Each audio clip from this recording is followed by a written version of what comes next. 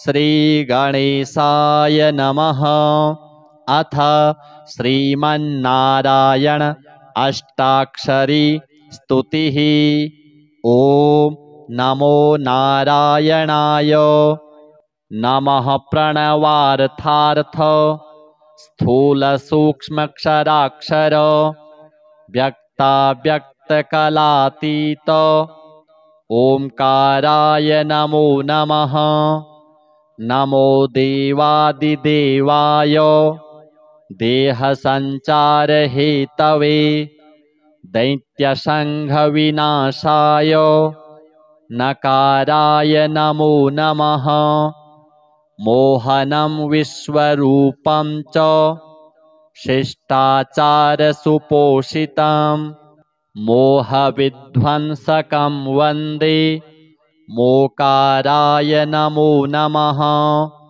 नारायणाय नव्याय नरसिंहाय नामिने नादाय नादिने तुभ्यं नाकाराय नमो नमः।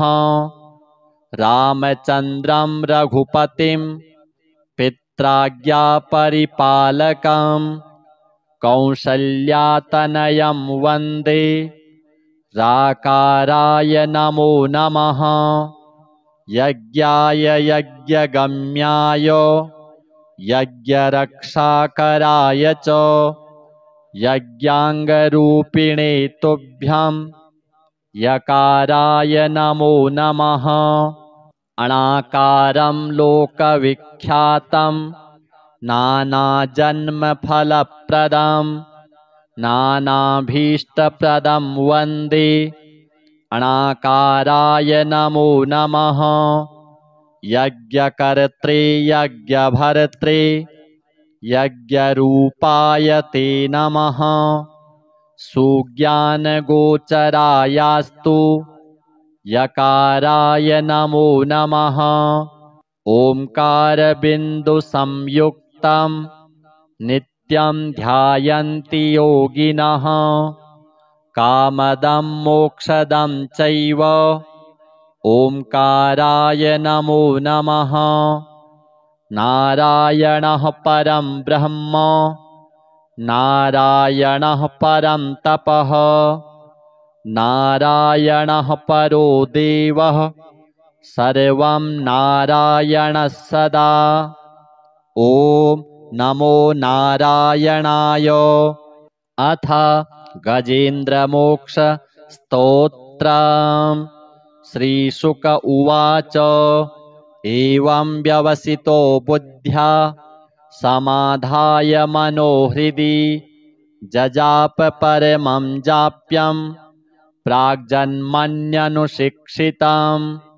गजेन्द्र उवाच।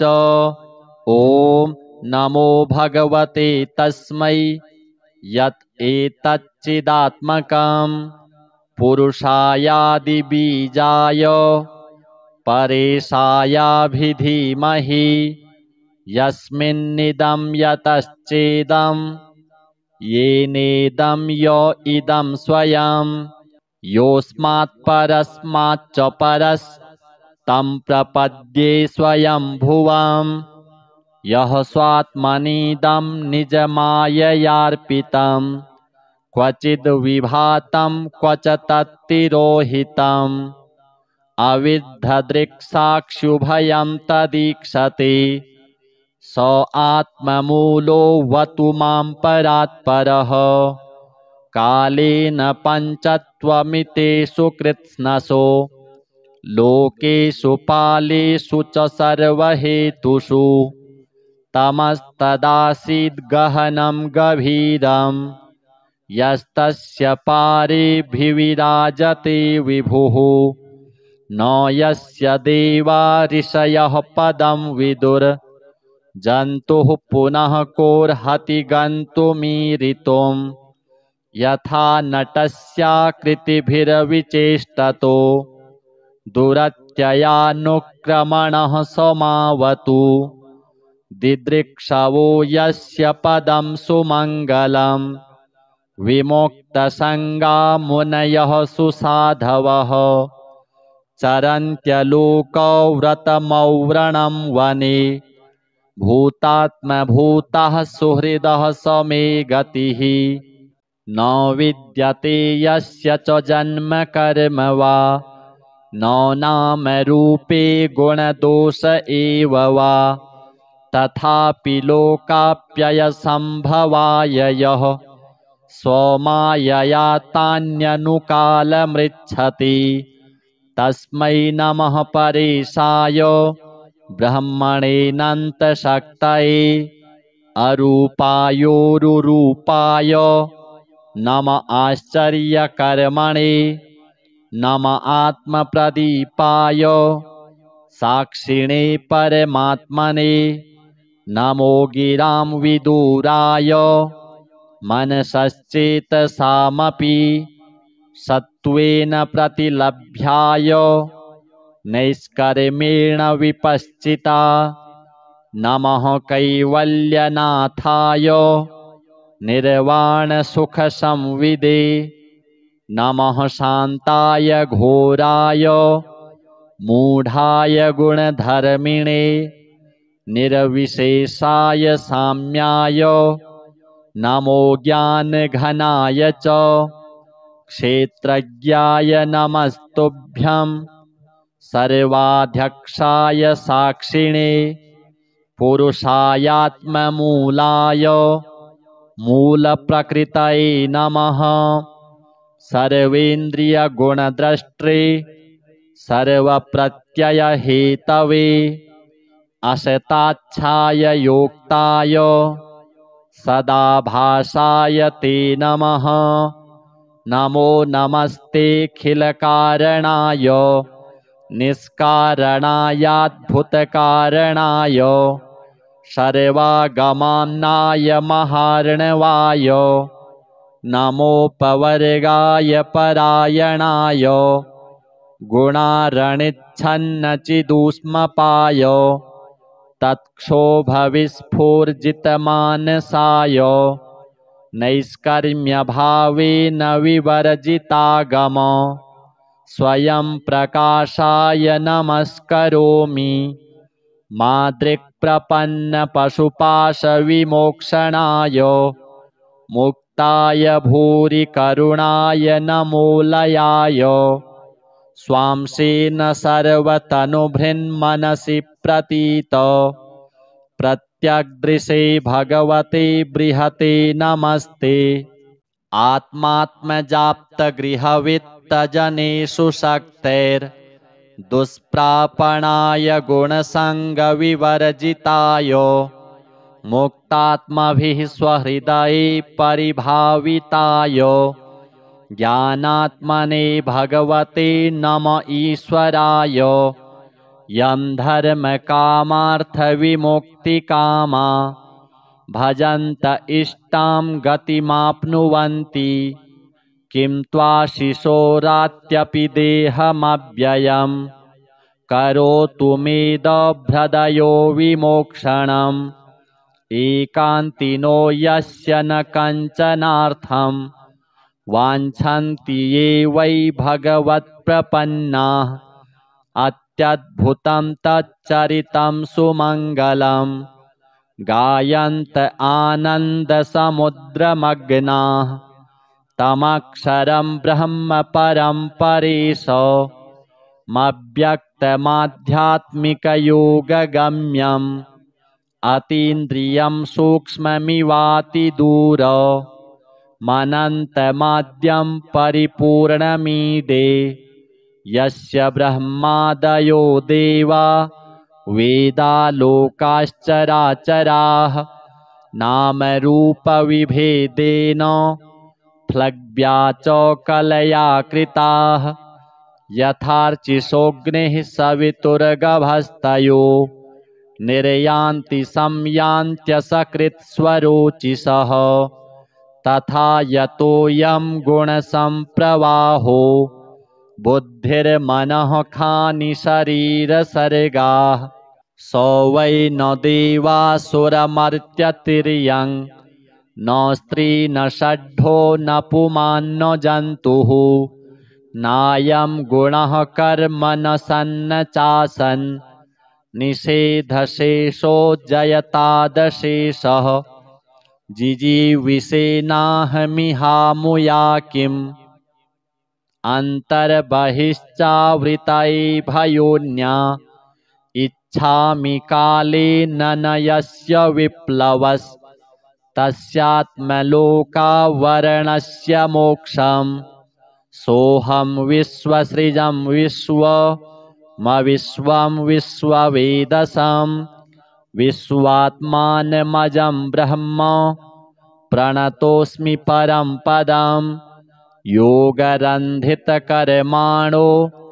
हृदि योगविभाविते योगिनो यं प्रपश्यन्ति योगेशं तं नतोऽस्म्यहम् नमो नमस्तुभ्यमसह्यवेग शक्तित्रयायाखिलधिगुणाय प्रपन्नपालाय दुरन्तशक्तये कदिन्द्रियाणां मनवाप्यवर्त्मने नायं वेद स्वमात्मानं यच्छक्यत्याहं धिया हतं तं दुरत्ययमाहात्म्यं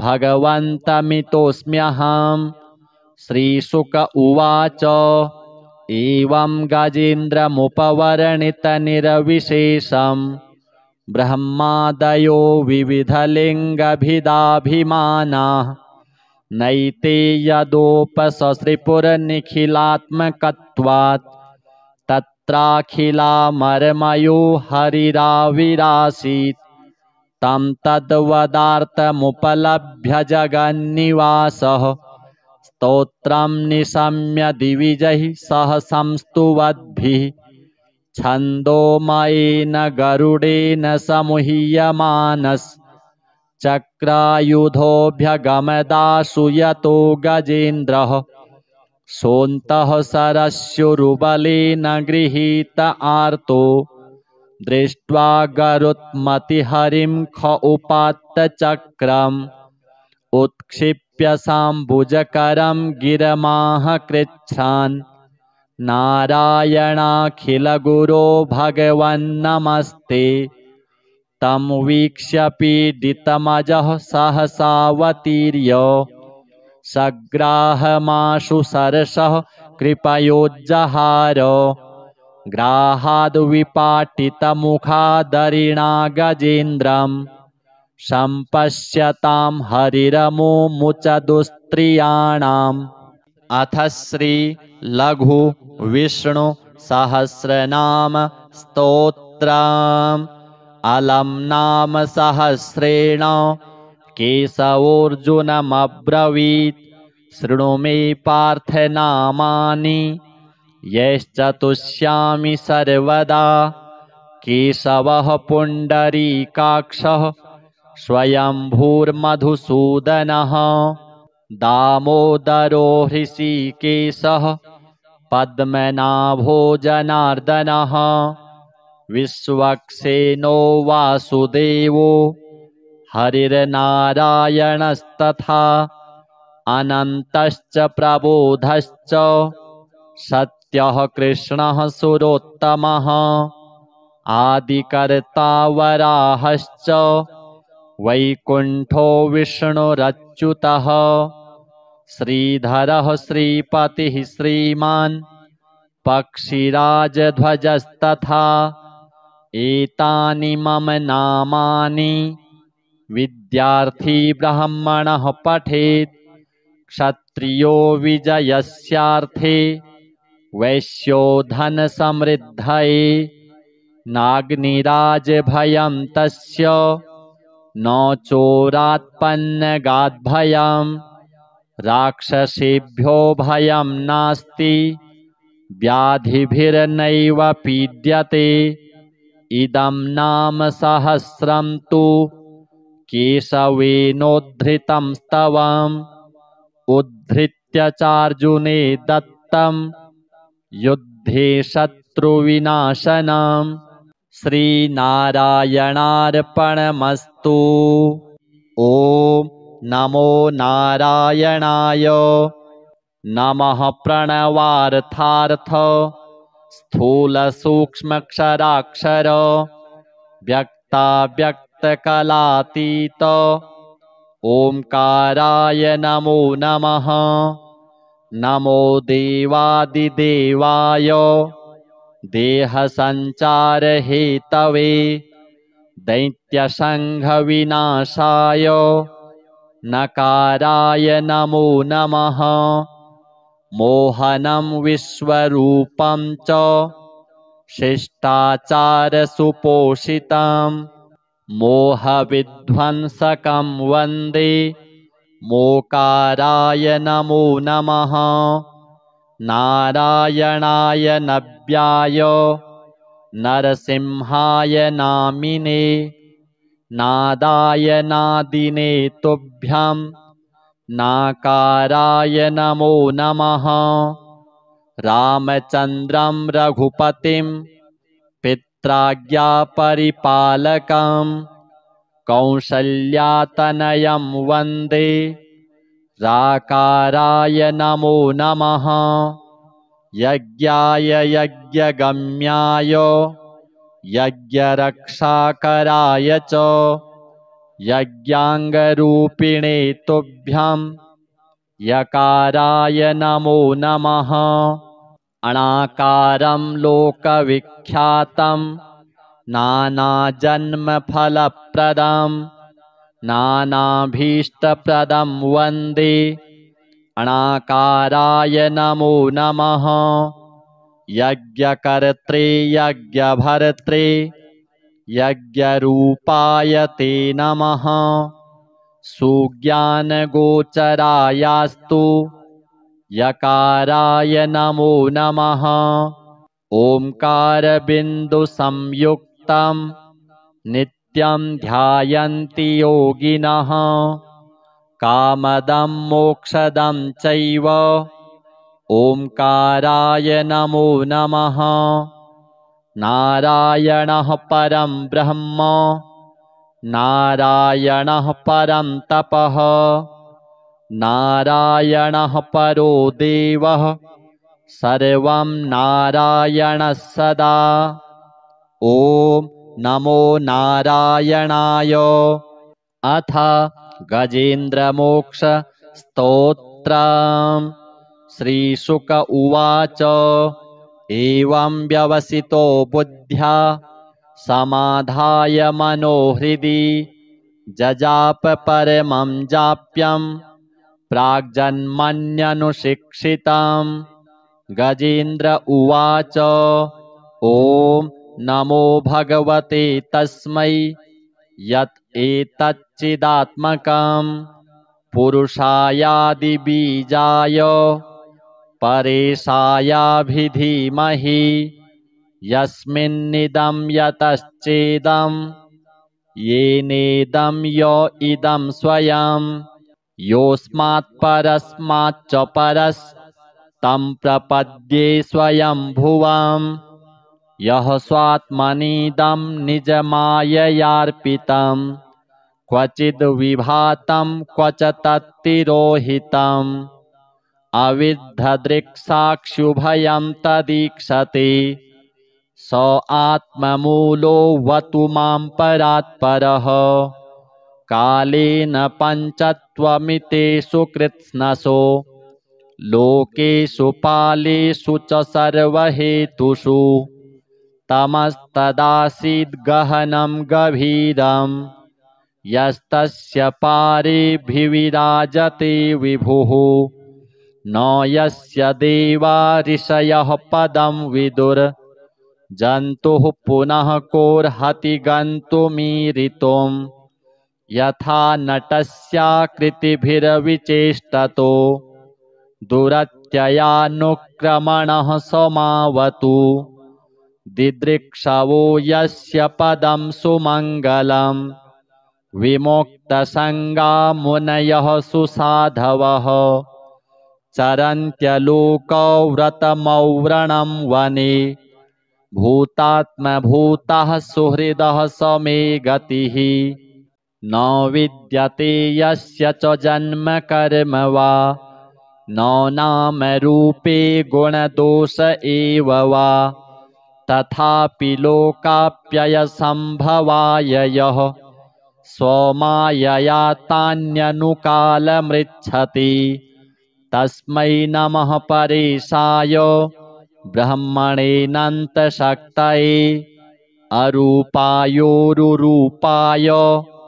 नम आश्चर्यकर्मणे नम आत्मप्रदीपाय साक्षिणे परमात्मने नमो गिरां विदुराय मनसश्चेतसामपि सत्त्वेन प्रतिलभ्याय नैष्कर्मेण विपश्चिता नमः कैवल्यनाथाय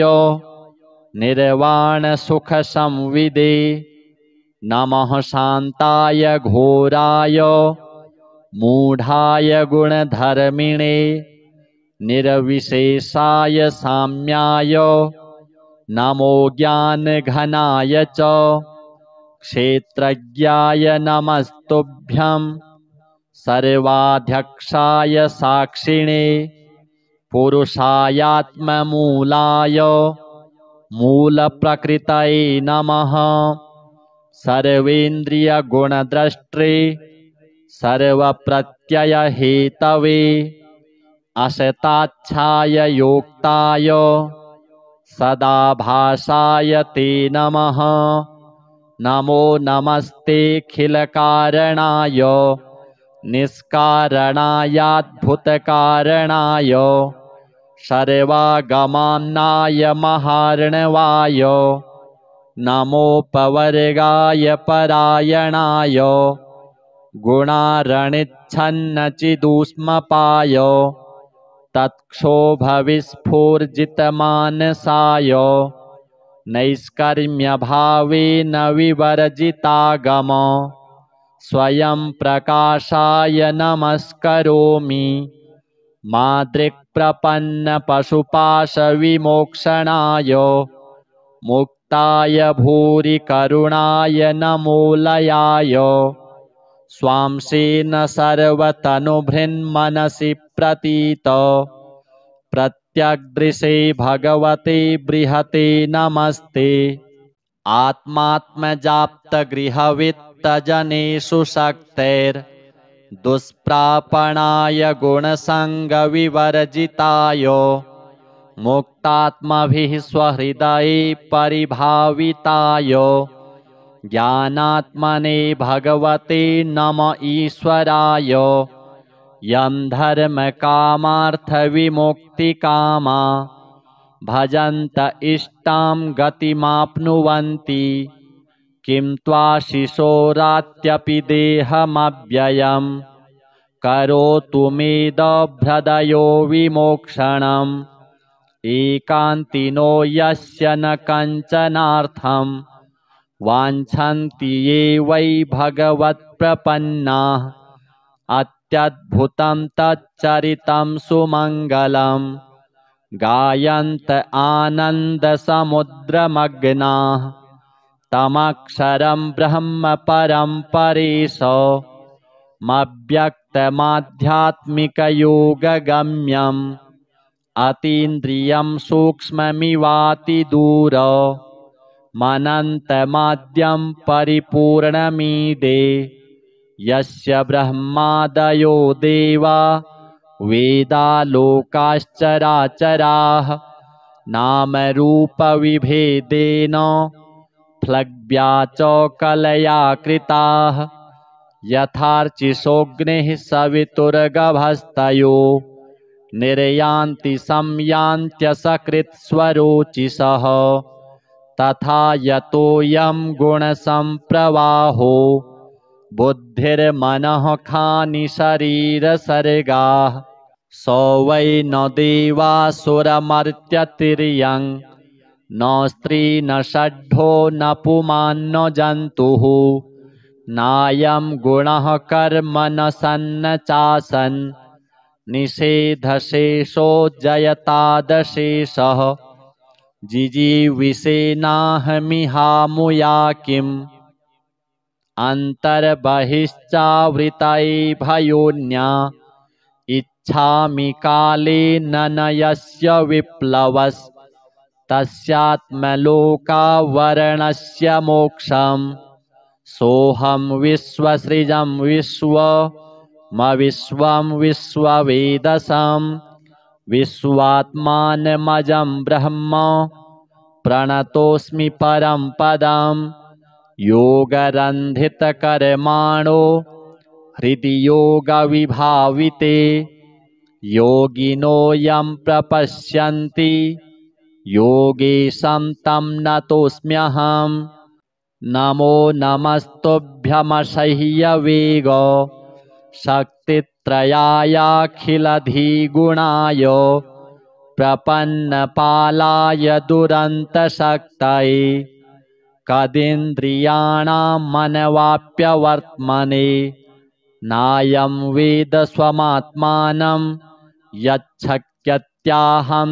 धिया हतं तं दुरत्ययमाहात्म्यं भगवन्तमितोऽस्म्यहम् श्रीशुक उवाच एवं गजेन्द्रमुपवर्णितनिरविशेषम् ब्रह्मादयो विविधलिङ्गभिदाभिमानाः नैते यदोपससृपुरनिखिलात्मकत्वात् तत्राखिलामरमयो हरिराविरासीत् तं तद्वदार्थमुपलभ्य जगन्निवासः स्तोत्रं निशम्य दिविजैः सह संस्तुवद्भिः छन्दोमयेन गरुडेन समूह्यमानश्चक्रायुधोऽभ्यगमदाशु यतो गजेन्द्रः सोऽन्तः सरस्युरुबलेन गृहीत आर्तो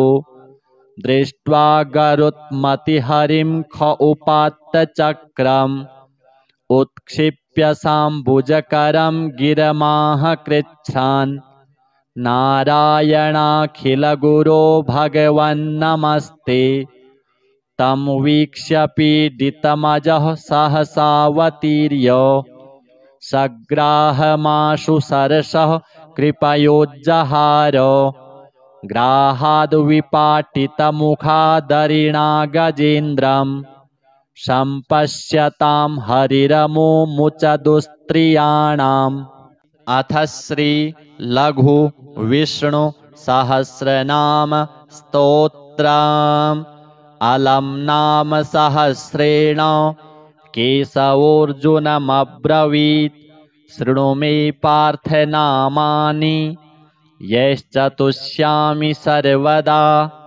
केशवः पुण्डरीकाक्षः स्वयंभूर्मधुसूदनः दामोदरो हृषीकेशः पद्मनाभो जनार्दनः विश्वक्सेनो वासुदेवो हरिर्नारायणस्तथा अनन्तश्च प्रबोधश्च सत्यः कृष्णः सुरोत्तमः आदिकर्ता वराहश्च वैकुण्ठो विष्णुरच्युतः श्रीधरः श्रीपतिः श्रीमान् पक्षिराजध्वजस्तथा एतानि मम नामानि विद्यार्थी ब्राह्मणः पठेत् क्षत्रियो विजयस्यार्थे वैश्यो धनसमृद्धये नाग्निराजभयं तस्य न चोरात्पन्नगाद्भयम् राक्षसेभ्यो भयं नास्ति व्याधिभिर्नैव पीड्यते इदं नाम सहस्रं तु केशवेनोद्धृतं स्तवम् उद्धृत्य चार्जुने दत्तं युद्धे शत्रुविनाशनम् श्रीनारायणार्पणमस्तु। ॐ नमो नारायणाय। नमः प्रणवार्थार्थ स्थूलसूक्ष्मक्षराक्षर व्यक्त व्यक्ताव्यक्तकलातीत ओंकाराय नमो नमः। नमो देवादिदेवाय देहसञ्चारहेतवे दैत्यसङ्घविनाशाय नकाराय नमो नमः। मोहनं विश्वरूपं च शिष्टाचारसुपोषितं मोहविध्वंसकं वन्दे मोकाराय नमो नमः। नारायणाय नव्याय नरसिंहाय नामिने नादाय नादिने तुभ्यं नाकाराय नमो नमः। रामचन्द्रं रघुपतिं पित्राज्ञापरिपालकं कौसल्यातनयं वन्दे राकाराय नमो नमः। यज्ञाय यज्ञगम्याय यज्ञरक्षाकराय च यज्ञाङ्गरूपिणे तुभ्यं यकाराय नमो नमः। अनाकारं लोकविख्यातं नानाजन्मफलप्रदं नानाभीष्टप्रदं वन्दे अनाकाराय नमो नमः। यज्ञकर्त्रे यज्ञभर्त्रे यज्ञरूपाय ते नमः। सुज्ञानगोचरायास्तु यकाराय नमो नमः। ओंकारबिन्दुसंयुक्तं नित्यं ध्यायन्ति योगिनः कामदं मोक्षदं चैव ओंकाराय नमो नमः। नारायणः परं ब्रह्म नारायणः परं तपः नारायणः परो देवः सर्वं नारायणः सदा। ॐ नमो नारायणाय। अथ गजेन्द्रमोक्ष स्तोत्रम्। श्रीशुक उवाच एवं व्यवसितो बुद्ध्या समाधाय मनोहृदि जजाप परमं जाप्यं प्राग्जन्मन्यनुशिक्षितं। गजेन्द्र उवाच ॐ नमो भगवते तस्मै यत् एतच्चिदात्मकं पुरुषायादिबीजाय परेशायाभिधीमहि यस्मिन्निदं यतश्चेदं येनेदं य इदं स्वयं योऽस्मात् परस्माच्च परस्तं प्रपद्ये स्वयंभुवं यः स्वात्मनीदं निजमाययार्पितं क्वचिद् विभातं क्वच तत्तिरोहितम् अविद्धदृक्साक्षुभयं तदीक्षते स आत्ममूलो वतु मां परात्परः। कालेन पञ्चत्वमितेषु कृत्स्नसो लोकेषु पालेषु च सर्वहेतुषु तमस्तदासीद् गहनं गभीरं यस्तस्य पारेभिविराजते विभुः न यस्य देवा ऋषयः पदं विदुर् जन्तुः पुनः कोर्हति गन्तुमीरितुं यथा नटस्याकृतिभिर्विचेष्टतो दुरत्ययानुक्रमणः समावतु दिदृक्षवो यस्य पदं सुमङ्गलं विमुक्तसङ्गा मुनयः सुसाधवः चरन्त्यलोकव्रतमौव्रणं वने भूतात्मभूतः सुहृदः समे गतिः न विद्यते यस्य च जन्म कर्म वा न नाम रूपे गुणदोष एव वा तथापि लोकाप्ययसम्भवाय यः स्वमायया तान्यनुकालमृच्छति तस्मै नमः परेशाय ब्रह्मणेऽनन्तशक्तये अरूपायोरुरूपाय नम आश्चर्यकर्मणे नम आत्मप्रदीपाय साक्षिणे परमात्मने नमो गिरां विदुराय मनसश्चेतसामपि सत्त्वेन प्रतिलभ्याय नैष्कर्मेण विपश्चिता नमः कैवल्यनाथाय निर्वाणसुखसंविदे नमः शान्ताय घोराय मूढाय गुणधर्मिणे निर्विशेषाय साम्याय नमो ज्ञानघनाय च क्षेत्रज्ञाय नमस्तुभ्यं सर्वाध्यक्षाय साक्षिणे पुरुषायात्ममूलाय मूलप्रकृतये नमः सर्वेन्द्रियगुणद्रष्टे सर्वप्रत्ययहेतवे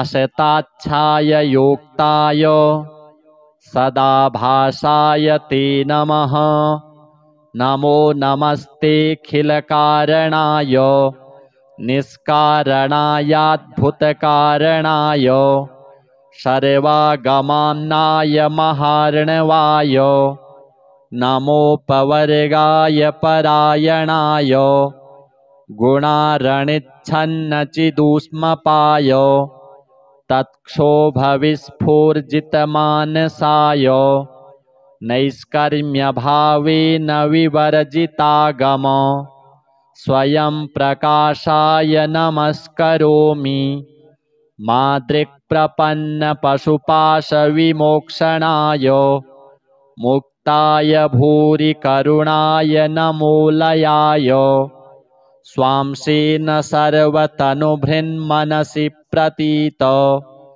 प्रत्यग्दृशे भगवते बृहते नमस्ते आत्मात्मजाप्तगृहवित्तजनेषु शक्तेर्दुष्प्रापणाय गुणसङ्गविवर्जिताय मुक्तात्मभिः स्वहृदये परिभाविताय ज्ञानात्मने भगवते नम ईश्वराय यं धर्मकामार्थविमुक्तिकामा भजन्त इष्टां गतिमाप्नुवन्ति किं त्वाशिशोरात्यपि देहमव्ययं करोतु मेदभ्रदयो विमोक्षणम् एकान्तिनो यस्य न कञ्चनार्थं वाञ्छन्ति ये वै भगवत्प्रपन्नाः अत्यद्भुतं तच्चरितं सुमङ्गलं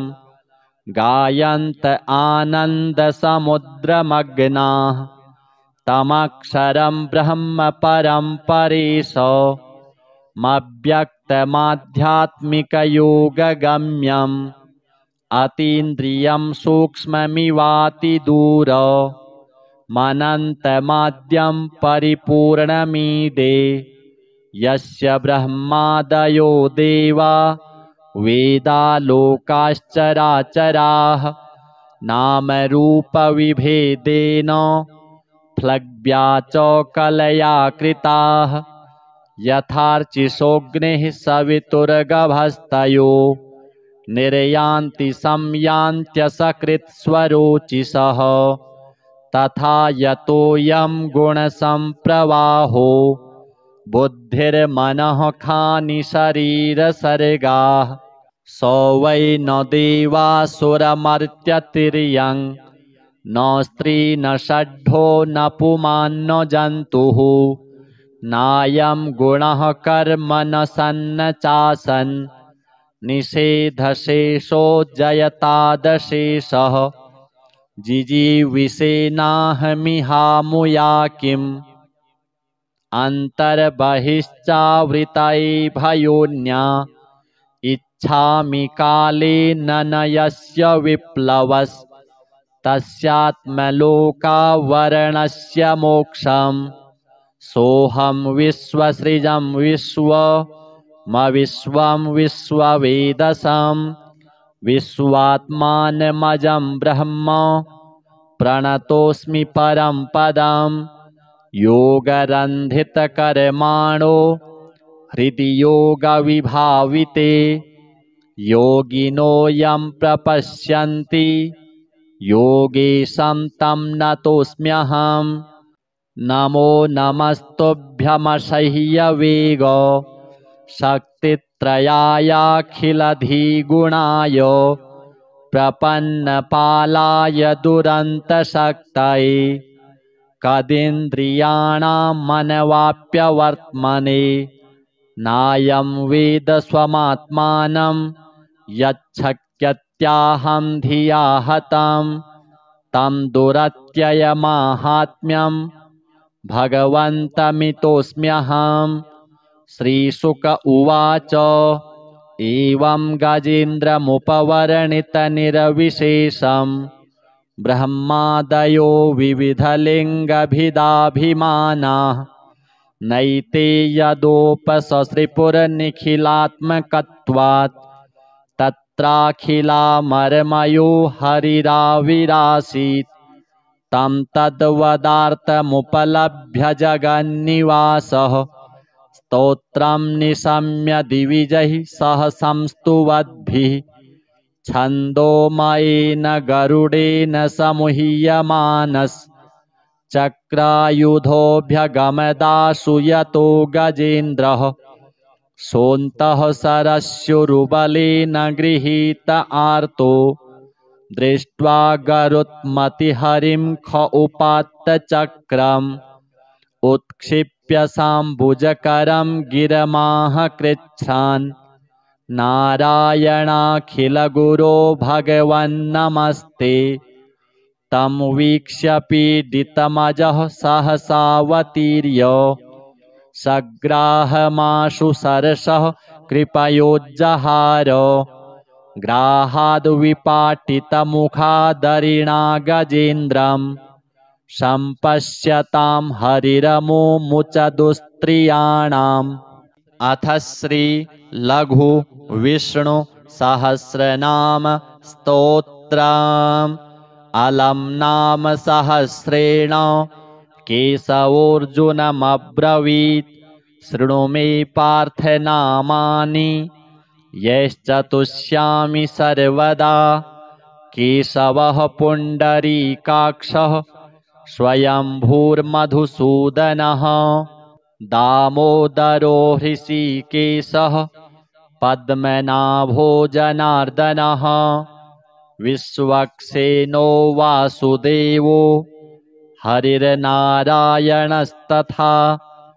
अनन्तश्च प्रबोधश्च सत्यः कृष्णः सुरोत्तमः आदिकर्ता वराहश्च वैकुण्ठो विष्णुरच्युतः श्रीधरः श्रीपतिः श्रीमान् पक्षिराजध्वजस्तथा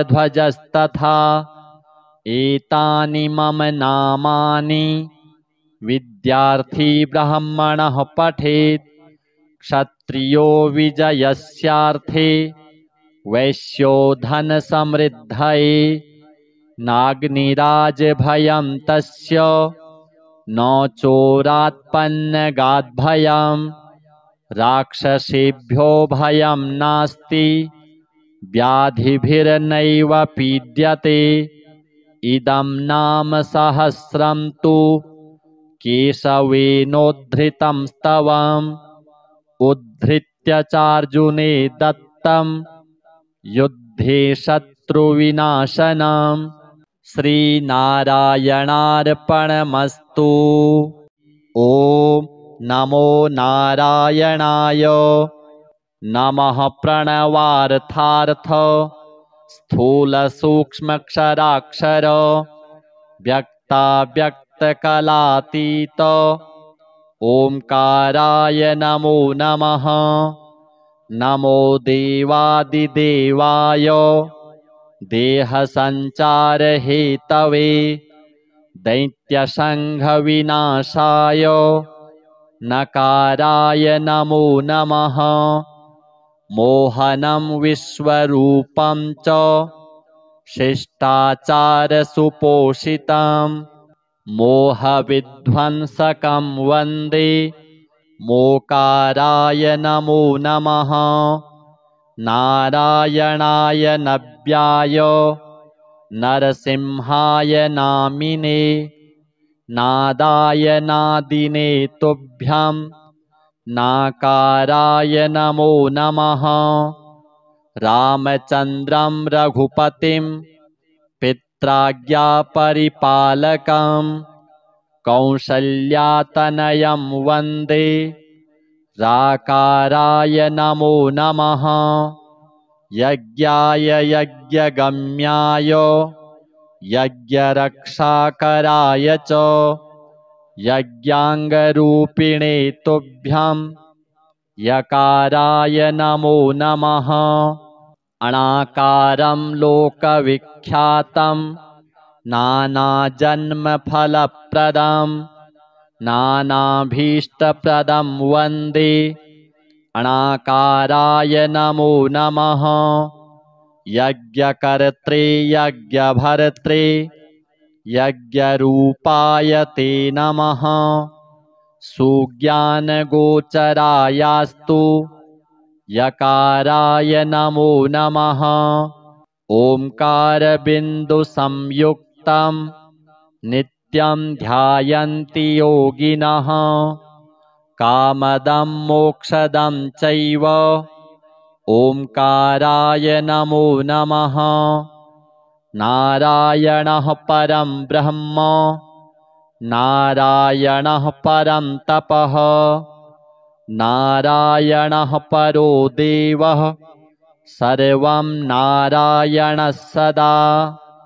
ॐ नमो नारायणाय। अथ गजेन्द्रमोक्ष स्तोत्रम्। श्रीशुक उवाच एवं व्यवसितो बुद्ध्या समाधाय मनोहृदि जजाप परमं जाप्यं प्राग्जन्मन्यनुशिक्षितं। गजेन्द्र उवाच ॐ नमो भगवते तस्मै यत् एतच्चिदात्मकं पुरुषायादिबीजाय परेशायाभिधीमहि यस्मिन्निदं यतश्चेदं येनेदं य इदं स्वयं योऽस्मात् परस्माच्च परस्तं प्रपद्ये स्वयंभुवं। यः स्वात्मनीदं निजमाययार्पितं क्वचिद् विभातं क्वच तत्तिरोहितम् अविद्धदृक्साक्षुभयं तदीक्षते स आत्ममूलोऽवतु मां परात्परः। कालेन पञ्चत्वमितेषु कृत्स्नसो लोकेषु पालेषु च सर्वहेतुषु तमस्तदासीद् गहनं गभीरं यस्तस्य पारेभिविराजते विभुः। न यस्य देवा ऋषयः पदं विदुर् जन्तुः पुनः कोऽर्हति गन्तुमीरितुं। यथा नटस्याकृतिभिर्विचेष्टतो दुरत्ययानुक्रमणः समावतु दिदृक्षवो यस्य पदं सुमङ्गलं विमुक्तसङ्गा मुनयः सुसाधवः चरन्त्यलोकव्रतमौव्रणं वने भूतात्मभूतः सुहृदः समे गतिः। न विद्यते यस्य च जन्म कर्म वा न नामरूपे गुणदोष एव वा तथापि लोकाप्ययसम्भवाय यः स्वमायया तान्यनुकालमृच्छति तस्मै नमः परेशाय ब्रह्मणेऽनन्तशक्तये अरूपायोरुरूपाय नम आश्चर्यकर्मणे नम आत्मप्रदीपाय साक्षिणे परमात्मने नमो गिरां विदुराय मनसश्चेतसामपि सत्त्वेन प्रतिलभ्याय नैष्कर्मेण विपश्चिता नमः कैवल्यनाथाय निर्वाणसुखसंविदे नमः शान्ताय घोराय मूढाय गुणधर्मिणे निर्विशेषाय साम्याय नमो ज्ञानघनाय च क्षेत्रज्ञाय नमस्तुभ्यं सर्वाध्यक्षाय साक्षिणे पुरुषायात्ममूलाय मूलप्रकृतये नमः सर्वेन्द्रियगुणद्रष्टे सर्वप्रत्ययहेतवे असताच्छाय योक्ताय सदाभासाय ते नमः नमो नमस्तेऽखिलकारणाय निष्कारणायाद्भुतकारणाय सर्वागमान्नाय महार्णवाय नमोपवर्गाय परायणाय गुणारणिच्छन्नचिदुष्मपाय तत्क्षोभविस्फूर्जितमानसाय नैष्कर्म्यभावेन विवर्जितागम स्वयं प्रकाशाय नमस्करोमि मादृक्प्रपन्नपशुपाशविमोक्षणाय मुक्ताय भूरि करुणाय नमोलयाय स्वांसेन सर्वतनुभृन्मनसि प्रतीत प्रत्यग्दृशे भगवते बृहते नमस्ते आत्मात्मजाप्तगृहवित्तजनेषु शक्तेर्दुष्प्रापणाय गुणसङ्गविवर्जिताय मुक्तात्मभिः स्वहृदये परिभाविताय ज्ञानात्मने भगवते नम ईश्वराय यं धर्मकामार्थविमुक्तिकामा भजन्त इष्टां गतिमाप्नुवन्ति किं त्वाशिशोरात्यपि देहमव्ययम् करोतु मेदभ्रदयो विमोक्षणम् एकान्तिनो यस्य न कञ्चनार्थं वाञ्छन्ति ये वै भगवत्प्रपन्नाः अत्यद्भुतं तच्चरितं सुमङ्गलम् गायन्त आनन्दसमुद्रमग्नाः तमक्षरं ब्रह्म परं परेश मव्यक्तमाध्यात्मिकयोगगम्यम् अतीन्द्रियं सूक्ष्ममिवातिदूर मनन्तमाद्यं परिपूर्णमीडे यस्य ब्रह्मादयो देवा वेदालोकाश्चराचराः नामरूपविभेदेन फ्लग्व्या च कलया कृताः यथार्चिषोऽग्निः सवितुर्गभस्तयो निर्यान्ति संयान्त्यसकृत्स्वरोचिषः तथा यतोऽयं गुणसम्प्रवाहो बुद्धिर्मनः खानि शरीरसर्गाः स वै न देवासुरमर्त्यतिर्यं न स्त्री न षड्ढो न पुमान् न जन्तुः नायं गुणः कर्म न सन्न चासन् निषेधशेषो जयतादशेषः जिजीविषेनाहमिहामुया किम् अन्तर्बहिश्चावृतये भयोन्या इच्छामि कालेन न यस्य विप्लवस्तस्यात्मलोकावरणस्य मोक्षम् सोऽहं विश्वसृजं विश्वमविश्वं विश्ववेदसं विश्वात्मानमजं ब्रह्म प्रणतोऽस्मि परं पदं योगरन्धितकर्माणो हृदि योगविभाविते योगिनो यं प्रपश्यन्ति योगेशं तं नतोऽस्म्यहम् नमो नमस्तुभ्यमसह्यवेग शक्तित्रयायाखिलधिगुणाय प्रपन्नपालाय दुरन्तशक्तये कदिन्द्रियाणां मनवाप्यवर्त्मने नायं वेद स्वमात्मानं यच्छक्यत्याहं धिया हतं तं दुरत्ययमाहात्म्यं भगवन्तमितोऽस्म्यहम् श्रीशुक उवाच एवं गजेन्द्रमुपवर्णितनिरविशेषं ब्रह्मादयो विविधलिङ्गभिदाभिमानाः नैते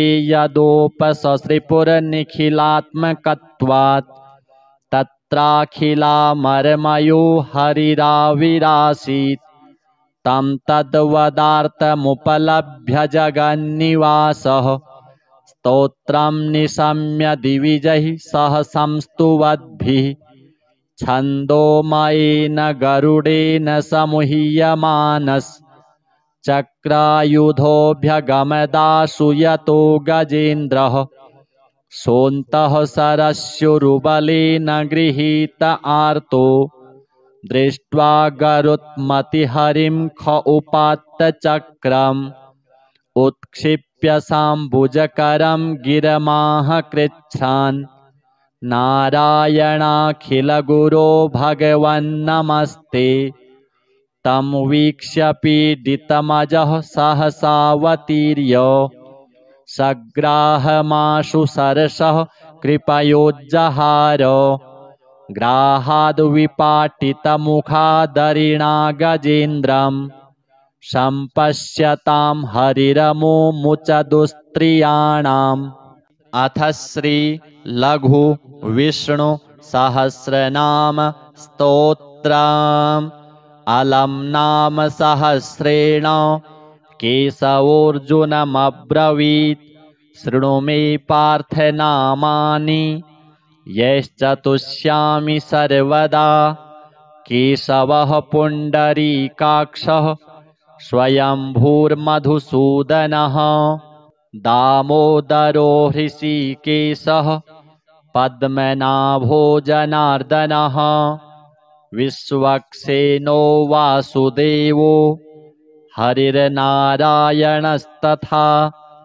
अनन्तश्च प्रबोधश्च सत्यः कृष्णः सुरोत्तमः आदिकर्ता वराहश्च वैकुण्ठो विष्णुरच्युतः श्रीधरः श्रीपतिः श्रीमान् पक्षिराजध्वजस्तथा एतानि मम नामानि विद्यार्थी ब्राह्मणः पठेत् क्षत्रियो विजयस्यार्थे वैश्यो धनसमृद्धये नाग्निराजभयं तस्य न चोरात्पन्नगाद्भयं राक्षसेभ्यो भयं नास्ति व्याधिभिर्नैव पीड्यते इदं नाम सहस्रं तु केशवेनोद्धृतं स्तवम् उद्धृत्य चार्जुने दत्तं युद्धे शत्रुविनाशनम् श्रीनारायणार्पणमस्तु।